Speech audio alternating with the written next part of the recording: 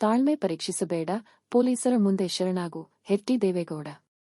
ಅಶ್ಲೀಲ ವಿಡಿಯೋ ಪ್ರಕರಣದಲ್ಲಿ ದೇಶ ಬಿಟ್ಟು ಪರಾರಿಯಾಗಿರುವ ಸಂಸದ ಪ್ರಜ್ವಲ್ ರೇವಣ್ಣಗೆ ಮಾಜಿ ಸಿಎಂ ಎಚ್.ಡಿ. ಕುಮಾರಸ್ವಾಮಿ ಭಾರತಕ್ಕೆ ವಾಪಸ್ ಆಗುವಂತೆ ಹಲವು ಬಾರಿ ಸೂಚಿಸಿದರೂ ಪ್ರಯೋಜನವಾಗಿಲ್ಲ.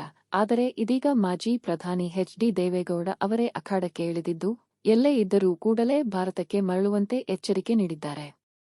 ಈ ಬಗ್ಗೆ ಜೆಡಿಎಸ್ ಅಧಿಕೃತ ಪ್ರಕಟಣೆ ಹೊರಡಿಸಿದೆ. ಜನರು ನನ್ನ ಮತ್ತು ನನ್ನ ಕುಟುಂಬದರ ಕುರಿತಾಗಿ ಅತ್ಯಂತ ಅವಹೇಳನಕಾರಿಯಾಗಿ ಮಾತನಾಡುತ್ತಿದ್ದಾರೆ. ನೀನು ತಪ್ಪು ಮಾಡಿದ್ದರೆ ಅದನ್ನು ನ್ಯಾಯಾಲಯ ತೀರ್ಮಾನಿಸುತ್ತದೆ. ಹೀಗಾಗಿ ಎಲ್ಲೇ ಇದ್ದರೂ ಭಾರತಕ್ಕೆ ಬಂದು ಪೊಲೀಸರ ಮುಂದೆ ಶರಣಾಗುವಂತೆ ಸೂಚಿಸಿದ್ದಾರೆ. ಒಂದು ವೇಳೆ ಈಗಲೂ ನೀನು ಬರದಿದ್ದರೆ ನಿನ್ನನ್ನು ನಮ್ಮ ಕುಟುಂಬದಿಂದಲೇ ಹೊರಗಿಡಬೇಕಾಗುತ್ತದೆ ಎಂದು ಎಚ್ಚರಿಕೆ ನೀಡಿದ್ದಾರೆ.